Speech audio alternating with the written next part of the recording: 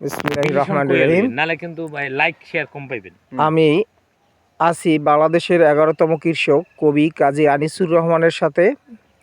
আজকে আমরা তার কাছ থেকে জানব তার এই কৃষিকাজে উদ্যোগী হওয়ার পিছনের গল্প এবং তার সফলতার বিভিন্ন দিক।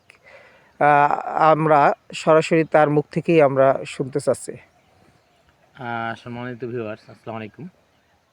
প্রথমে আমি ধন্যবাদ জানাবো যে আপনারা আমাকে ধন্য করেছেন এই শুভ সকালে আমার খামারে পদার্পণ করে। এই জন্য আমি আপনাদের জন্য কংগ্রেচুলেশন, সাথে সাথে প্রাণঢাল অভিনন্দন জানাই। আমি কাজী আনিস 1991 সালে আমি কামিল কমপ্লিট করে চিন্তা করলাম যে এই দেশে যেই দেশের মাটিতে গাছ হয়, যেই দেশের পানিতে মাছ হয়, সেই দেশে মানুষের তো অভাব থাকার কথা নয়। এই ভীষণ নিয়ে আমার জীবনের পদার্পণ। আর আল্লাহ আমাকে 1992 সালে আমি স্বর্ণপদক পাই। এরপরে বাংলাদেশের সফল যুব পুরস্কার পাই। আমি এই জন্য প্রথমেই ধন্যবাদ জানাবো আমাকে ইন্সপায়ার করার জন্য যারা সময় দিয়েছেন এবং যাদের পরামর্শে আমি এই পর্যন্ত এসেছি। সেটা হলেন কৃষি সম্প্রসারণ অধিদপ্তরকে আমি ধন্যবাদ জানাবো। আর বর্তমান কৃষি সম্প্রসারণ উপজেলার দক্ষিণ উপজেলার যে কৃষিবিদ আছেন জনাব জাফর আহমেদ স্যার, উনি আর একটা চমক দেখাতে পারেন, যে কোনো মানুষকে অল্প সময়ের মধ্যে কৃষি পেশা নিয়ে আসতে পারেন, এই যোগ্যতা আল্লাহ ওনাকে দিয়েছে। এই জন্য ওনার জন্য আমি ধন্যবাদ জানাই। আর আমি বলতে চাচ্ছি আমাদের বিশেষ করে বাংলাদেশের যারা বেকার যুব এবং যুব মহিলারা আছেন, তাদের উদ্দেশ্যে বলতে চাই যে আপনারা সবাই আমার এই বাগানে আসেন, এসে উপভোগ করেন, সরলজমিনে তদন্ত করেন। এবং বিভিন্ন ডিপার্টমেন্টের লোক আসে, কৃষি ডিপার্টমেন্ট সহ বিআরডিবি, বিভিন্ন কৃষি ইউনিভার্সিটির, অর্থাৎ বিভিন্ন দপ্তর থেকে লোক আসেন।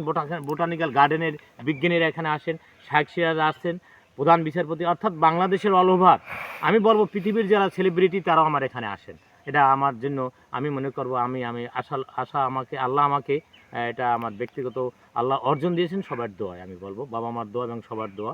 আর আপনাদের উদ্দেশ্যে বলতে চাই যে সবাই যারা স্কুলে, আপনি তো দুজনই শিক্ষক, আপনাদেরকে ধন্যবাদ জানাবো যে আপনাদের যে স্কুলে, সমস্ত স্কুলকে আমি আহ্বান করব, দক্ষিণ উপজেলা না শুধু সারা বাংলাদেশের, যে আজকে অনেক ছেলেপান কিন্তু কৃষি নেশার দিকে ঢুকে যাচ্ছে।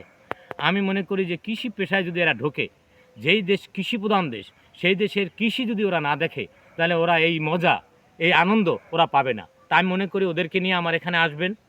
আমি টিকিট সিস্টেমে আমি করব, তবে এখন পর্যন্ত আমি টিকিটের আওতায় আনিনি, পরে আমি টিকিট সিস্টেম করব। এর আগেই ওরা যেন সবাই ভিজিট করে আমার এই সরল জমিনে, যে বাংলার মাটিতে সোনা ফসল করার মতো মাটি আল্লাহ আমাদেরকে তৈরি করে দিয়েছেন, আমরা সেই মাটিকে ব্যবহার করি না।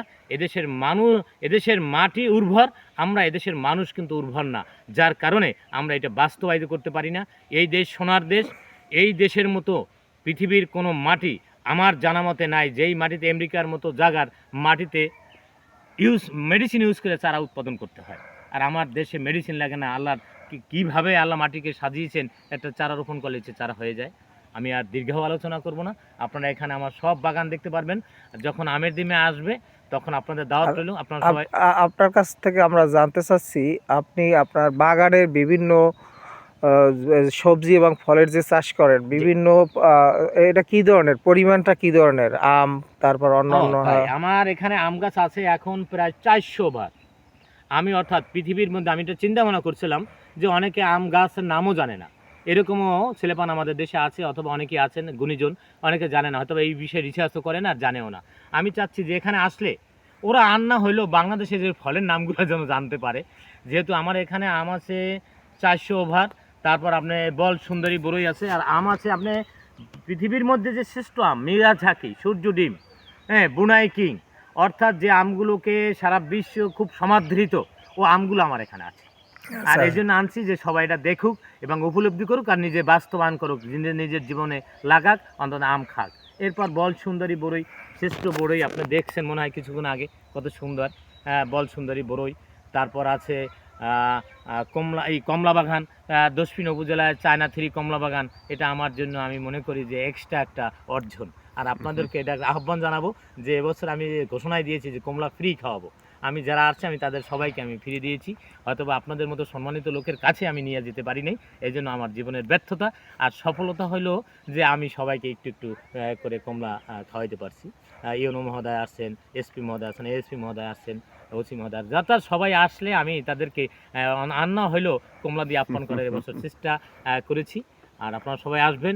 আমি আবারও কমলা বাগান বড় আকারে করতেছি। দশপিনাতে একটা সয়লাভ আমি দেখাতে চাই যে দশপিনাতে কমলা চাষ সম্ভব, দশপিনাতে আঙ্গুল ফল চাষ করা সম্ভব, দশপিনা এমন একটা জায়গা খেজুর চাষ করা সম্ভব। এই জন্য আমি এই ভীষণ নিয়ে দুইটা ভীষণ আমার সামনে, সেটা হলো একটা হলো খেজুর আর একটা হলো আঙ্গুল ফল আর কমলা। কমলা অলরেডি হয়ে গেছে, আমি সামনে এগুলো চাই, অর্থাৎ অল ওভার আপনি সমস্ত ফল এখানে দেখতে পারবেন, 12 মাসি, 6 মাসি, সিজনারি, অর্থাৎ সব ধরনের ফল রেখেছি চ্যালেঞ্জিং করে, যে বাংলার মানুষ, দক্ষিণের মানুষ দেখুক, উপভোগ করুক, শিখুক, বাস্তবায়ন করুক। ধন্যবাদ আপনাদের অসংখ্য সবাইকে। ধন্যবাদ। ধন্যবাদ কৃষি ডিপার্টমেন্ট। আচ্ছা, আপনি সহকারী কর্মকর্তা। নতুন উদ্যোক্তাদের বিষয়ে একটু কিছু বলেন, পরামর্শ আমি দেবেন নতুন কিভাবে? উদ্যোক্তার বিষয়ে সবচেয়ে আকর্ষণীয় কথা এটাই বলতে চাচ্ছি, ওনারা আমার সবাই বাগানে আসুক। যেমন আমরা রেড লেডি পেঁপে দেখছেন, যারা আপনার অনেক দূরে আছে, হয়তো আপনার জি। ভিডিও দেখবে, জি, তাদের উদ্দেশ্যে কিছু বলুন, কিভাবে কাজ করবে, মানে আমি কিভাবে মনে করি অনুপ্রেরণাদায়ক কিছু বলেন। বাংলাদেশের 1 ইঞ্চি জায়গাও, অর্থাৎ আমি মনে করি বাংলাদেশের এমন কোনো লোক নাই যার 1 করা জায়গা না আছে। যদি কেউ বলে যে আমার ভাই জায়গা নাই, এইটা সে বলে ভুল, অথবা সে অলসতার খাতা গায়ে দিছে। আমি মনে করি যে প্রত্যেকটা সেক্টরে 1 ইঞ্চি জায়গা যদি কোনো উদ্যোক্তা নাই, শুধু প্রত্যেক শিক্ষক, প্রত্যেক কর্মকর্তা, প্রত্যেক উচ্চশিক্ষিত মানুষ যদি তার নিজের জায়গাকে সে মূল্যায়ন করতে পারে, তাহলে আমি মনে করি পারিবারিক চাহিদা মেটানো সম্ভব। আপনি কমার্শিয়াল নাই করলেন, পারিবারিক চাহিদা মেটানো সম্ভব। আমি বলবো স্পষ্ট কোরআনে গাছ লাগান ফরজ, হাদিস শরীফে গাছ লাগান সদকা জারিয়ার কথা বলা হয়েছে। আপনার কিয়ামত সংগঠি, হাদিস শরীফে আছে যে আপনি দেখেন যে কিয়ামত সংগঠিত হতে যাচ্ছে, আপনি তাড়াতাড়ি যে একটা গাছ লাগান। কেন? ওই গাছ লাগানোর উচিলে আপনি ভেস্তে নিতে পারে আল্লাহ। তা আমি বলবো এই গাছ আমি অনেক সময় আমি বলে থাকি আমার সন্তান 4টে, আমি কই আমার এলে অন্তকে 5,000 সন্তান, কারণ ওরা আমার সন্তানের মতো, ওদেরকে আমি লালন পালন করি, আমি ওদের ভাষা বুঝি, ওরা কি চাচ্ছে আমি সব বোঝার চেষ্টা করছি এবং আমি এখন বুঝি।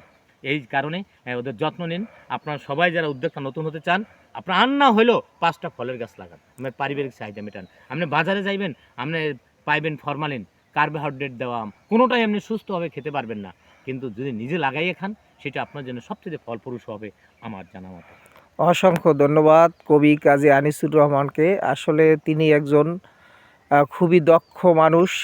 তিনি অনেক ভাষায় আমরা জানি তিনি অভিজ্ঞ, বাংলা, ইংরেজি, আরবি সহ আরও উর্দু সহ আরও কয়েকটি ভাষায় তিনি দক্ষ। এবং তার যে এই কৃষিকাজ, আসলে সত্যি আমরা এখানে এসে অত্যন্ত মুগ্ধ হয়েছি। আসলে এটা কাছে না আসলে উপলব্ধি করা যাবে না কত চমৎকারভাবে তিনি তার বাগান সাজিয়েছেন। এখানে ফল এবং সবজি এবং মাছ চাষ সব কিছুই অত্যন্ত চমৎকারভাবে তিনি করেছেন। আসলে আপনারা অত্যন্ত আনন্দিত হবেন এবং অনেক কিছু উপভোগ করতে পারবেন, অনেক নতুন নতুন গাছ সম্পর্কে জানতে পারবেন। দর্শকবৃন্দ, আপনাদের কাছে আহ্বান, 10 মিনিট কাজী আনিসুর রহমানের বাড়িতে আসবেন, এখানে বাগান পরিদর্শন করবেন। আপনারা সত্যি অনেক আনন্দিত হবেন এবং অনেক নতুন নতুন গাছ সম্পর্কে জানতে পারবেন এবং ফল চাষ সম্পর্কে বিভিন্ন বিষয় সম্পর্কেও সরাসরি তার কাছ থেকে জানতে পারবেন। আপনারা এভাবে যদি তার মতো উদ্যোক্তা হয়, এভাবে বিভিন্ন বাগান করেন, আপনারা নিজেরা উপকৃত হবে, দেশ উপকৃত হবে, পুরো জাতি উপকৃত হবে। ধন্যবাদ দর্শকবৃন্দ, আপনারা ভালো থাকবেন। আপনাদের সকলকে অসংখ্য ধন্যবাদ। আসসালামু আলাইকুম।